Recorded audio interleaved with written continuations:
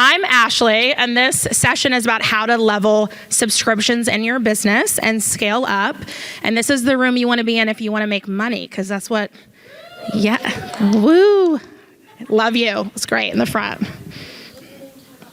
Why? But I won't use this, but it's fine. There we go. Okay. But then, okay, whatever. This is me. Don't we love that photo? And also I did put under there that I like when you laugh at my jokes. I thought that was funny, but whatever. So I'm Ashley. I'm Ashley Gets Around on Instagram. That's my main platform, which we'll talk about in a bit. And I run a subscription service for cheap business class flight deals. I also own a conference called TravelMore Con. It's a Points and Miles conference. We have some cheers in the... Woo, thank you. I love the clapping. And then I'm a huge believer in subscriptions to scale your business. It's my main revenue generator. I also have a course, have a conference, have a few other products that are six-figure businesses, but my main business is my email list, so that's what we're here to talk about. Okay, so let's talk numbers. So this is kind of like what qualifies me to give this talk.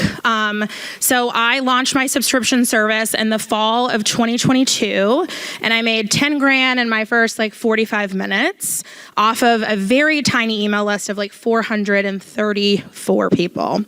I ran a beta. We'll talk about the benefits of running a beta versus not, and I did it for $99. And then I've kept increasing the price as people have joined. And when I started, I had 430 people on a email list, a wait list for my beta version. And I didn't have a free version at this point. We'll talk about that. And so, yeah, it did really well. I ran beta for a month, and then I opened it up, and I made six figures in my first couple months being in business. So I think I'm pretty qualified to talk about this. I had a much smaller account at that point. And then one thing I just kind of want to share that's aside, I actually came to TravelCon in 2022. It was my first we got some friends. My first ever conference, I had 900 followers at the time. I had a blog that I'd owned for 12 years that was just a photo of me and a map of places I'd been. It was not a blog. Turns out I don't like blogging. I like short form video content better. And I came to TravelCon. I learned so much from so many people in these sessions. And it was literally I left my job 2 months later, and then within a few months, I had made a bunch of money. And I really do credit TravelCon with teaching me some of the things from people, the sessions, and just people that you meet. I have a podcast with my friend Emily. I met her at TravelCon. There's a lot of people in here that I'm friends with that I met for the first time at TravelCon. So definitely enjoy your weekend, because I really love this conference, and that's just a side note. So currently I have around 50,000 email subscribers between my free and paid list. And I only use Instagram currently as lead generation. So there are some people that come through my website. I've been in a couple articles of FAR Magazine and CNN, and those have kind of gotten people because they linked to me, to my email list. But my main source of marketing and lead generation is Instagram. I'm not on TikTok. I'm on TikTok, but I never post. I don't do YouTube. I'm on Twitter only to complain. So you really can make a good amount of money with one social media channel. Okay, so why I love subscriptions. So recurring revenue. So my subscription currently is a year long. I've toyed around, I've done month. I still have about 50 people on a monthly basis. You make more money if people pay monthly. And I'm why don't you just buy the year? You've been on it for 2 years at $30 a month. The math isn't mathing. But there are different ways to structure it. It might make sense for your business to do monthly. It might make sense to do quarterly. I don't think there's really that many people that do weekly subscriptions, but if you want a lot of emails to deal with, do weekly. I do yearly. It works pretty well. And it's really how you can scale from doing one-on-one to one-to-many. So for my business, every time I send an email, it doesn't matter if it goes to 4 people or 4,500 people, it's the same amount of work. But I make way more money than if 4 people, if I was only doing one-to-one. You have full creative control It is overall less work, though I will say setting up a subscription, like any new business at the beginning, is going to be a lot of work. So the people that are like, oh, I can teach you how to do this in 4 steps are just like, they're clickbait. So don't listen to that. But once you get it set up, subscriptions can be pretty easy to run and kind of create that recurring revenue that's stable that you kind of can count on. And yeah, at the beginning, it is going to be more work, especially depending on what kind of digital product you're doing. And as a caveat, like, I don't do actual products. So the only thing I do subscription-wise is digital. If you're trying to do a subscription product for hair care, I probably can't help you because I honestly would have no idea. But there are a lot of different things that you could turn into recurring revenue for subscriptions. Through email, other ways, and we'll talk about those. But once you get everything set up, it really is a lot less work. So different types of subscriptions. So the one that I have is what's called the freemium model. So I have a free email list and a paid email list. And my free version gets 15 to 20% of the emails that I send. They also get credit card links in there. So I actually make a decent amount from having a very big email list with credit card offers. So there is a way to monetize the free version.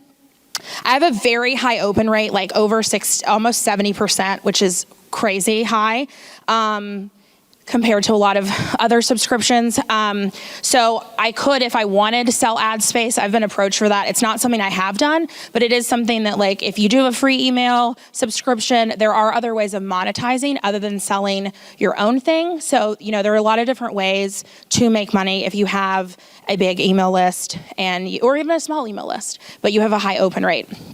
My free list, the point of having a freemium model is so I can convert those free people to paid people. That's the goal. I really don't want people on the free list. I want them to pay me because I really love money.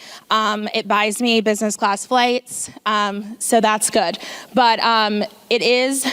Having the free list does generate traffic.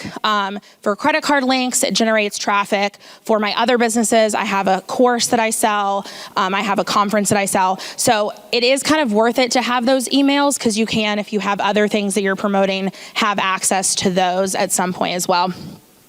You can do a paid only. There are definitely businesses, models, things that you could do that I probably wouldn't do a free version. Like if you're doing some sort of like Discord group or you're charging for something that's like coaching that you're paying monthly for, maybe having a free subscription isn't going to work for you. I wouldn't necessarily suggest that for the coaching because you really want people to pay you for that. I wouldn't want to try to manage that on your own, but it really just depends on like the kind of subscription that you are doing. It is less work, less email management, to not have tens of thousands of people on a free email list, but you don't have a database of people to convert from, and also you own emails versus if they came from Instagram, you don't really own the people on Instagram. So you're much more likely to convert somebody from email than you are a social media post in general. One other thing is like, are you going to do launches or evergreen? That's a really big question. I started off doing launches, and I've trained my Instagram followers to think that my email list is only open a few times a year. And so people get really excited when they're like, hi, can I buy I know it's closed. Can I buy it? And I'm like, here's a link. And they're very happy, but it's not actually closed anymore. So I think I did too good of a job training people for launches. But launches are a good idea if you're doing something like coaching that you're not going to want to jump in everybody at once. You want to like do coaching from a certain piece, or there are other options, but it kind of just depends on like what you are trying to make a subscription of. And would you prefer to do launches? So sometimes it's nice to have launches because they kind of give people like a deadline, right? So like if you're saying, hey, this closes, it kind of gives that FOMO. And sometimes launching can be like a little bit less work. It really just depends on what you're doing, what you're trying to sell, and how that works in your business. But I've done both. I really like launching, but it also depends on how much time you want to commit to selling as well. So like how much do you want to sell? Do you want to do a bunch of funnels? I'm the world's worst emailer. I don't have a funnel, so it's really bad. So I just kind of do periodic sales, which work pretty well for me. But it's really just going to depend on your business and like what you're trying to sell. And so what can be a subscription? So what do you already do one-on-one? And I like to pull in the audience. So does somebody want to tell me what they do one-on-one already? Does anybody? Nope, no one. Great. For money or for cookies, whatever you do. Just give me something. You guys are like, I'm going to like fall off the stage. Okay, Nina, go ahead. Solo female travel coach. That's a good one. Solo female travel coach. And so is that something that you do one-on-one, I'm assuming? Okay. So that could be something that you could create a membership for, where you have a bunch of resources that you give people, sort of like a mini course that they would have. Maybe you've already done a bunch of like Zooms or masterminds, so you could create a membership where somebody would have access to all that information. It repurposes work that you've already done, so things like that. Sarah, do you have another example?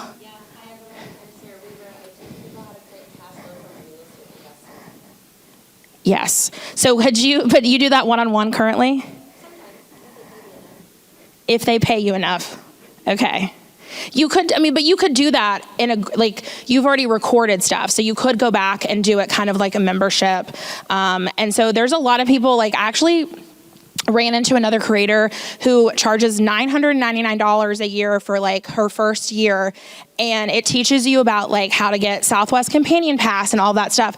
And she renews it at $500. And I was like, wait, people keep paying you after they've like learned it? And she actually has a lot of repeat business. So it could be, you do get access to people. So that's the other thing is like people will pay more if they get access to you. So like it would be something that if I get Sarah's email or WhatsApp, and I'm in a Discord group or Slack, and I can ask Sarah questions, people will pay more for that. So there's probably a lot that you're already doing one-on-one that you could turn into a subscription, because the idea is that you want to take what you're doing one-on-one and do it to more people, and that's how you scale. So coaching's a really good option. If you're teaching an e-course, that could be another option for a subscription. You could do a subscription on like your time. Like, hey, you buy this e-course, you want to have access to me, you can pay another $200 a year to get a series of every month we do a call or something. There's a lot of options. And then also like, what does your audience ask for? So for me, my example, people were already asking me about flights. I was already posting about cheap business class flights on my stories, and people were like, hey, we would pay you for these. I didn't think they would. I was wrong. My audience was correct that they would pay me for this.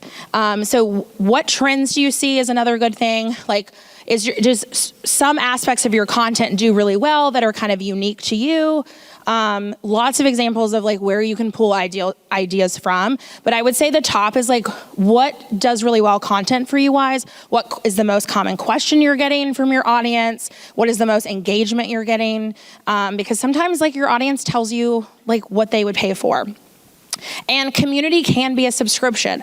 I know a lot of people who have a lot of followers, or not even that many followers, but they have a core group of people who would pay them $20 a month to do, to be on their like email list or something.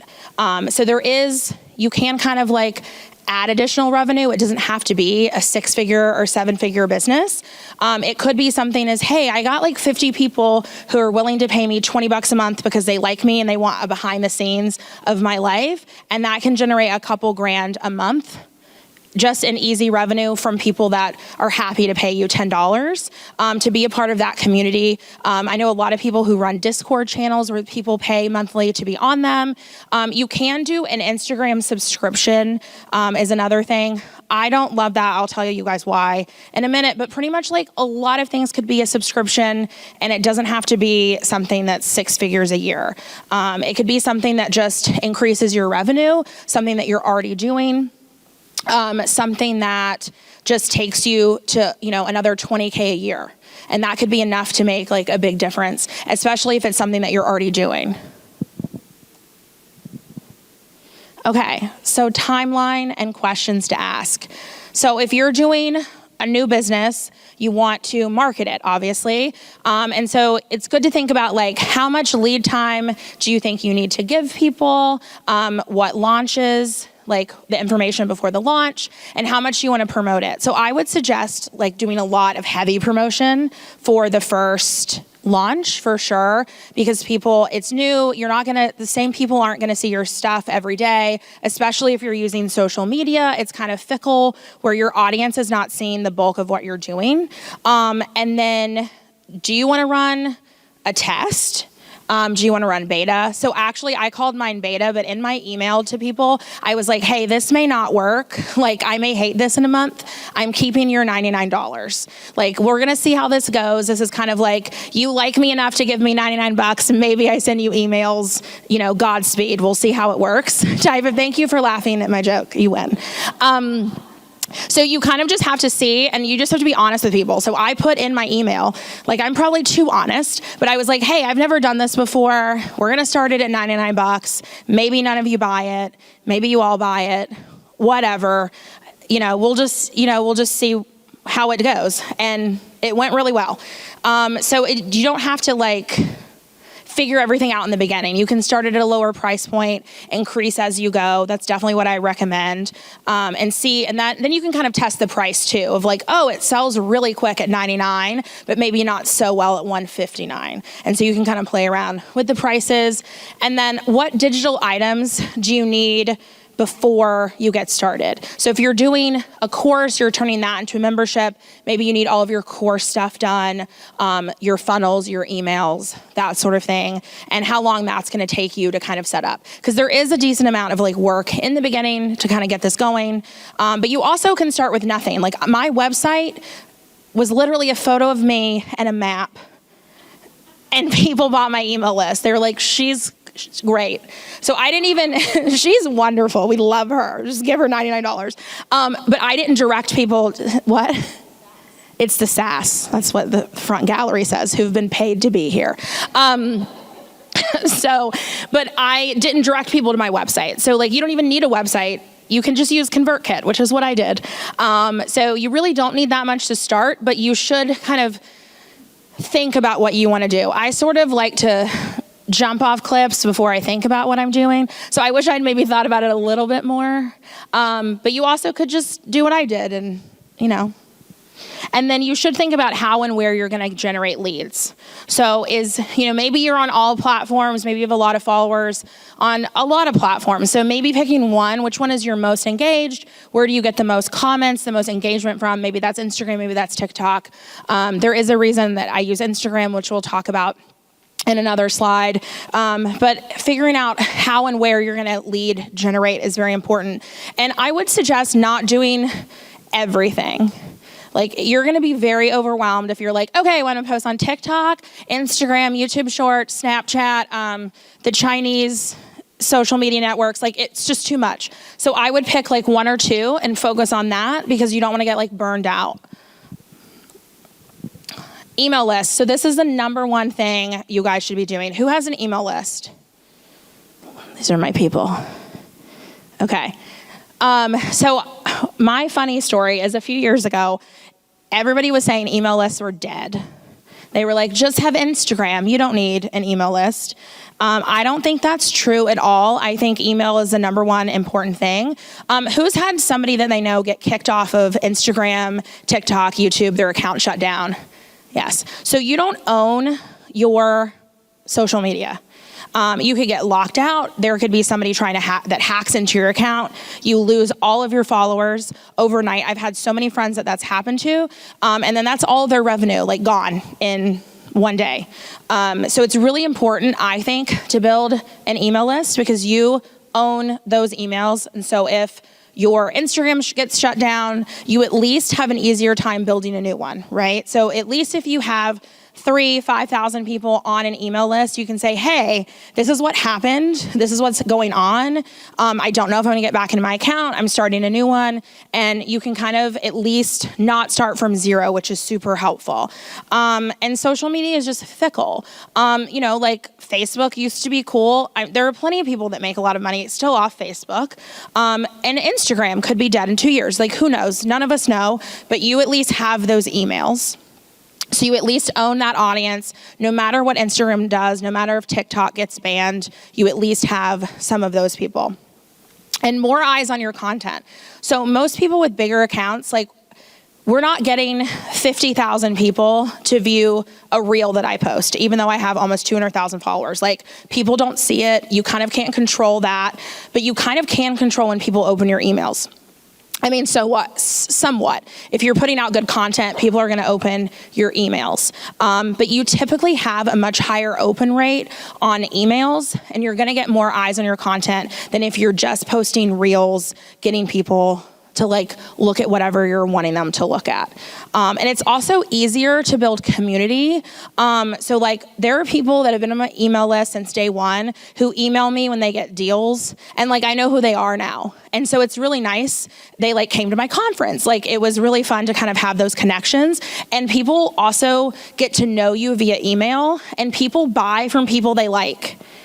Maybe they buy from me because I'm sassy, I don't know. But people buy from people. And so if you are, especially if you're selling something that's like a community, or you're trying to build, something where people are interacting, it's much easier to do that in email because people feel like they know you in email. You can share longer stories in email. And so there's a lot of things that you can do with email that you can't do with social media. So my example, I was already posting cheap flights for free on Instagram, and then people actually asked me for this. So this wasn't something, funny enough, it was something that I wanted to do in 2018 and didn't do it. And then when I kind of had 20,000 Instagram followers, I was still posting deals, and then people were like, hey, we would like pay you for this. And I was like, oh, maybe people would pay me for this. So it's like really important to listen to your audience. And then also it's sometimes not important to listen to your audience. Sometimes they don't know what they want. So I would say both goes. So, try. I know this is helpful, super helpful. Just do what you want. There you go.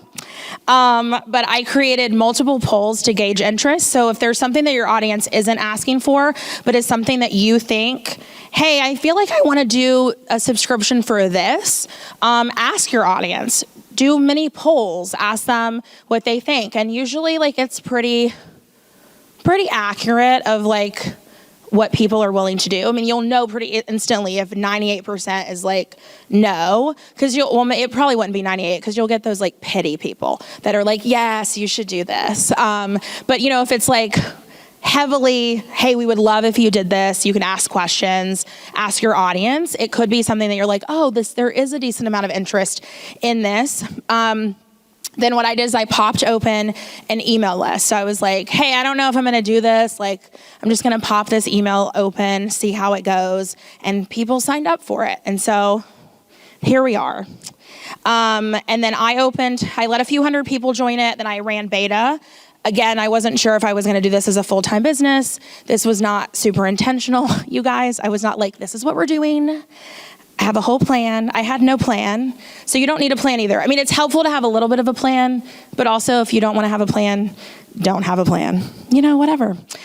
You do not need to be perfect to launch. So that was something that I struggled with a lot, that I was like, this has to be perfect. I can't do this. And what ends up happening is you're never going to launch. Like, you're going to keep finding things that you need to do.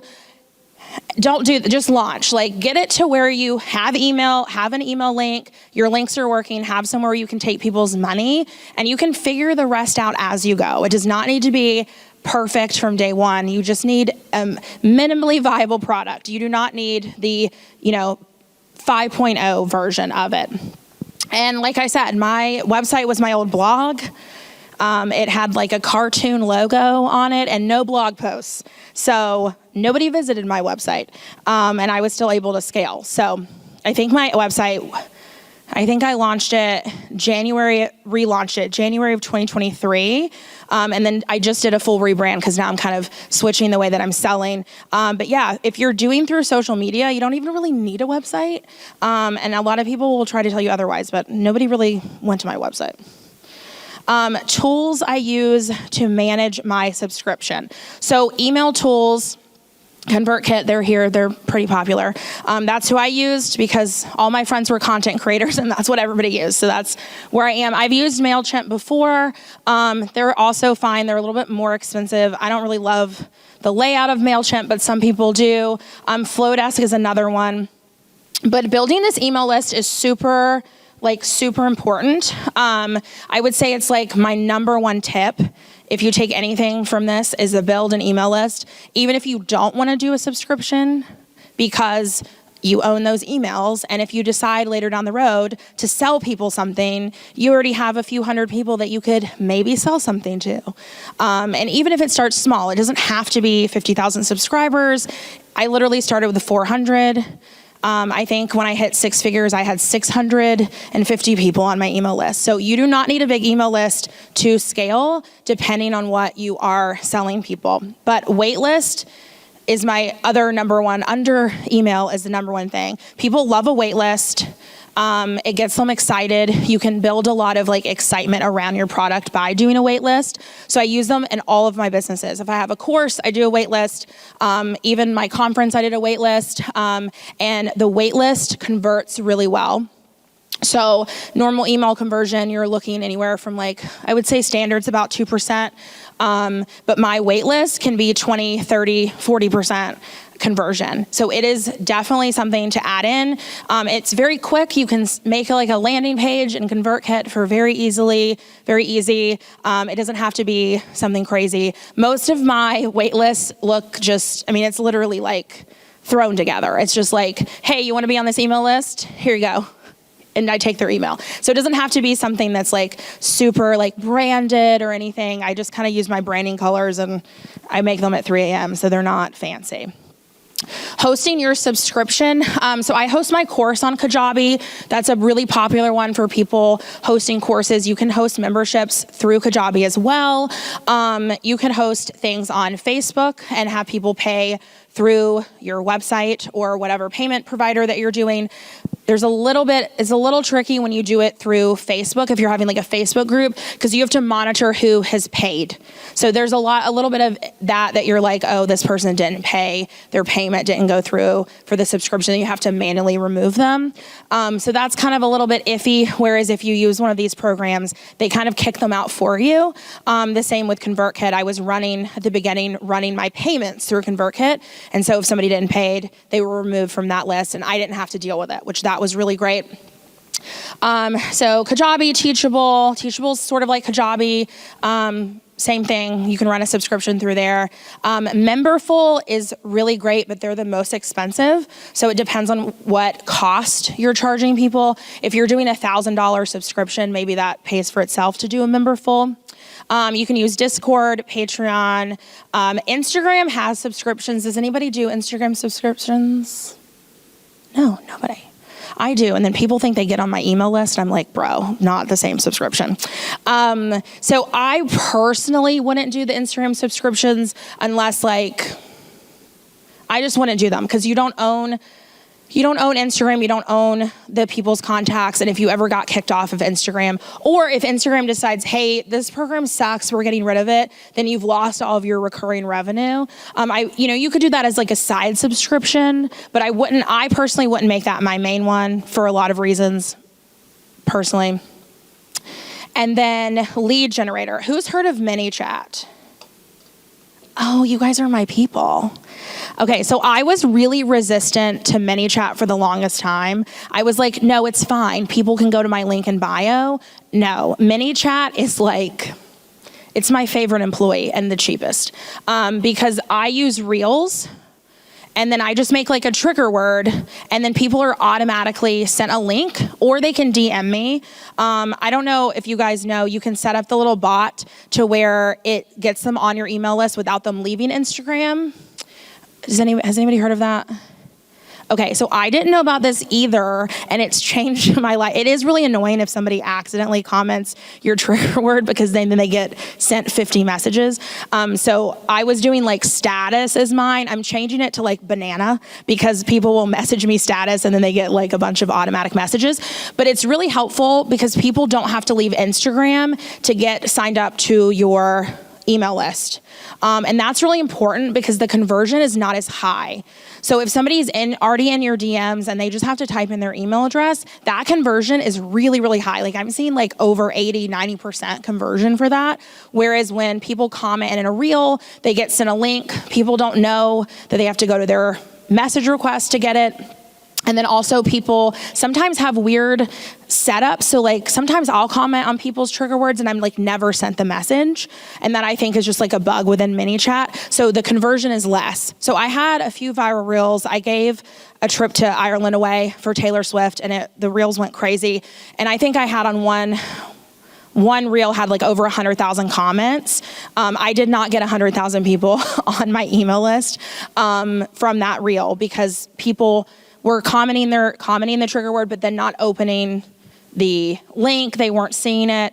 So just that's a caveat. If you can set it up to where people can DM you, they're much more likely to see either the button where you send them the link because they've already messaged you, so that doesn't go into their requests, or if you are just doing it with the bot. They just can type it in. They don't have to go to a link, and your conversion is going to be a lot higher that way. So if you're not using ManyChat, highly recommend ManyChat. And then if you don't want to pay, if you're getting like thousands and thousands and like I do emails, I just go in and delete them every so often, so I don't have to pay $200 a month because they're already I already have those contacts in ConvertKit, so I don't need them also in ManyChat. So that's something that you can do too. They probably wouldn't like me saying that, but they're not here, so. Another lead generator is giveaways. I gave away a trip to Ireland with Taylor Swift tickets that I had bought and decided not to use it. That was amazing. Caveat though, not all those people bought from me and not all of those emails were great. So I got 30,000 emails in a week for that. I would say 18,000 are still on my email list. So a lot will unsubscribe. And so that's something to be aware of, that if you're doing a giveaway, trying to do it in your niche is really helpful. But also Taylor Swift just got a ton of attention. It got me a lot of followers, and people did buy my email list because I made tags so I can see that they bought. But it is a good lead generator to do giveaways. I know a lot of people do that, and they have to give you give you their email to get on the list. So that's super helpful. And then Reels and ManyChat, I already said this, my biggest lead generator, especially if I have a viral video going. And then what not to worry about. Unsubscribers. Got it. I used to get really offended when even one person would unsubscribe from my email list because I had 500 and I'm like, where did these people go? Do they not like me?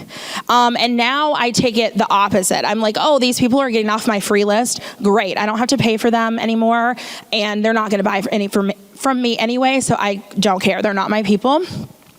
Don't be afraid to fail. You're not going to do everything right the first time you set something up. You can just figure it out as you go. My biggest thing is you don't know what you don't know. And for me, that was a big block for a long time for me starting any business, because I was just I need to know the answer to every single thing before I could start. And I never started. And so that's one thing I would say is you're going to figure it out as you go. You also don't need big numbers. I made my first $100,000 with 600 and something people on an email list. You do not need huge numbers to make a lot of money. It also doesn't have to be your main business. It could be something that you just add for a few extra $1,000s a month. It doesn't have to be something that's you're leaving behind everything else you're doing. It could just be another revenue stream. And yeah, you don't wait till something's perfect. I didn't even have a functional website when I started. And then where to find me. So you can scan that QR code. It takes you to my Instagram and some other links. And you can always DM me. And I'm going to open it up for questions. Just because I I added questions to my session. So if you have questions, I'm happy to answer them. And sorry, I talk too fast. We have like 10 minutes. We have one right here. I like the clapping. Thank you so much. Thank you. Thank you. You guys, I'm sweating. These lights are horrible. I feel like I'm being like interrogated by the CI. I'm like, I didn't do it, but I'll say I did. I don't care. It's so hot up here. Okay, what's your question? You had It's loud. you had asked, or you had said that there was a bot that you wouldn't have to leave Instagram to get signed up to the email. How do we do that? It's on ManyChat, and it's one of their automations. If you DM me, I can send you a screenshot. I can't think of it off the top of my head right now. But yeah, I would highly recommend that. I didn't even know you could do that. And literally someone told me that like a month ago. And I was like, oh, this is way better. But it's one of the automations. It should say in there like send link via DM.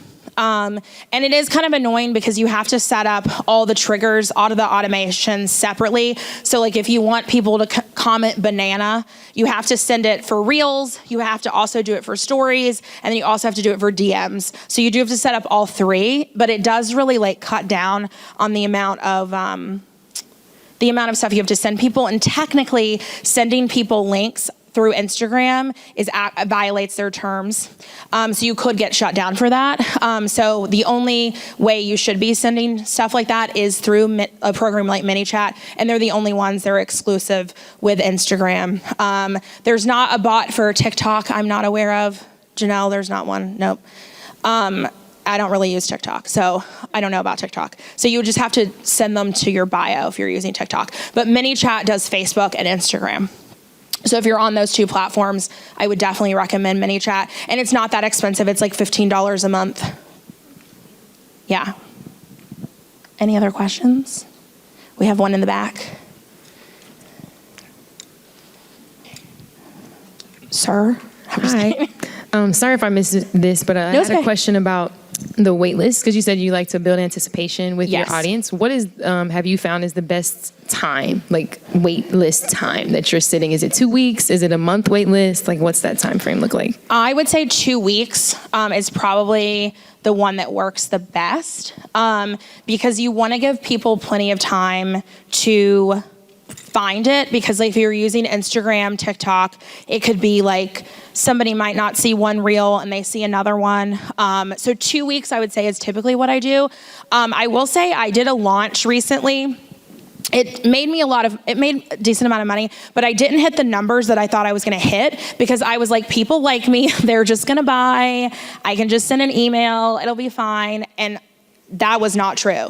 And then as soon as I switched to a wait list, I was like, oh shoot, like this is not selling the way that I thought it would. I went back and did a wait list, and the second time I launched it, sold. So I think wait lists are great. They've made me a decent amount of money, and I would say about 2 weeks to give people. I have a friend that just did one for a month. She did a live masterclass. She ended up with, I think, 2,200 people on her masterclass, and I know she had a 6-figure launch, and she did it for a month. Because people aren't going to see, even if you're posting the same thing every day, like people aren't going to see that. So I would definitely give it like at least a week. 2 weeks is typically what I do. Any other questions? Are you separating your emails by demographics or behaviors, or is it just by product? Just by product. Yeah, so I don't have any people could sign up for my email under like a fake name. I wouldn't know it. I don't see their credit card information. Like if I go to refund them, I only see the last 4. So I just tag them based on the wait list or email list that they signed up with. And typically what I do is when you sign up for any wait list, you're just automatically on my free list because I'm lazy. So if like, you're just gonna get deal emails from me regardless because you eventually get added to that other list. Okay, I think we have time for like 1 or 2 more questions. Don't be shy. I'll tell you whatever. As you've created this business, what have you outsourced? Like, for example, even when I'm setting up my email list, like I'm like, okay, where do I host my website? And I'm looking at all these different YouTube videos. And then they're like, you do this or you do that. And I like my ADHD is just everywhere. And then like 5 hours later, I haven't got anything done. Yeah. It's like, Yeah. what if you just said like, I'm going to pay for I also have ADHD, so this is great. Yeah. So the people that are paid in the front row will tell you, I don't sleep and I have a problem letting anybody do anything for me. So it's been a struggle. I would say in the beginning though, like you need to know how to do every aspect of your business. So I'm not going to just outsource something to like, Jimmy Buffett, and he's dead, but like, rest in peace. But a man named Jimmy Buffett, I'm going off script. This is not in this presentation. Jimmy Bob, whoever you want to email, do something for, and I don't know how they're doing that. And then they leave. They're like an independent contractor and something goes wrong, I'm screwed. You know what I mean? So I built everything at the beginning myself. I even had a fake assistant for a while named Harold. Not a joke. This is serious because I actually at the last TravelCon, a woman stood up and said when she was starting her business, she created email address of fake people to make her business seem bigger. And she was all those people. And she's like, yeah, I had a manager. That was me. And so I did the same thing. I was like, cool, we have a customer support email. His name is Harold. Harold is me. And then people knew, so then I had to actually hire somebody. And we've gotten a few emails that were like, is this a real person or is this just Ashley? So now I have customer support. Again, my email list is really big. I couldn't handle doing it on my own. So I would say like, you'll kind of know what you need to hire out for eventually. So like email was kind of the like every morning I was like answering the same questions in email and the same customer service issues. And I was like, okay, if I just offload this, I can save 3 hours of my day. So now I have a couple people doing customer support. At first, I was searching for all of the deals. We have a whole team looking for deals now. It's not just me. And then I still don't sleep. So I'm doing a lot of I did the slide deck at 3 a.m. But you'll kind of know what to hire. So I actually just hired somebody to do email sequences for me because I am terrible at funnels. And so I want to try to convert even more people from free to paid. And so I hired out for that. I did a bunch of interviews. I found somebody that seemed also ADHD. We seemed like we vibed. And we went through them together, which was really helpful because I don't know about you, but like if you try to tell me to do something that I don't want to do, it's never happening. And so that was really helpful for her to be like, hey, this is how you should make this sound. What's your thought process? What do you want to include in these emails? And then she went to work writing them, and then I just approved them. It was expensive, but it was like 100% worth it because I was never going to get it done. But eventually you'll kind of know. I know a lot of people that have big Facebook groups. That's one of the first things they hire out for is moderators because that can just be super time consuming. And then you're answering the same question over and over and over again. So I don't know if that helped you or hindered you. We have one more. Are we done? I can't tell back there. We have one more. We can do one more. Anybody have a burning question or jokes? Oh, Joshua. How often are you selling your paid list to your free list? Oh, you mean what my conversion is? No, I mean so people sign up, they're generally on your free list first. Depends. So you get a lot of people signing up for your paid list right out the gate. Yeah. How big is you don't have to tell me numbers, but percentage-wise, your free list versus your paid list? Okay, you should not. Okay, so my conversion, because I can only really talk in conversion because I don't really know. Like if you look at my total number versus my paid is like over 10%. So I'm a lot higher than average.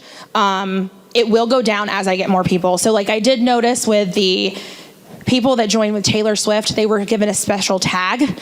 The number of unsubscribers was way higher. I know for a fact that like I didn't sell as many from those people, but now I kind of can't tell because they're all in the same group of like if they converted. But I will say like every time I've done a sale, I do 2 sales a year now, and then I'll do like an occasional, hey, here's this mistake fair that you guys missed yesterday. That does really well for me. But it really just depends. You mean feel like that's that a does well in terrible terms answer. of like, hey, you missed this sale. If you want to get this all the time, jump on my paid list. Yep, and that works pretty well.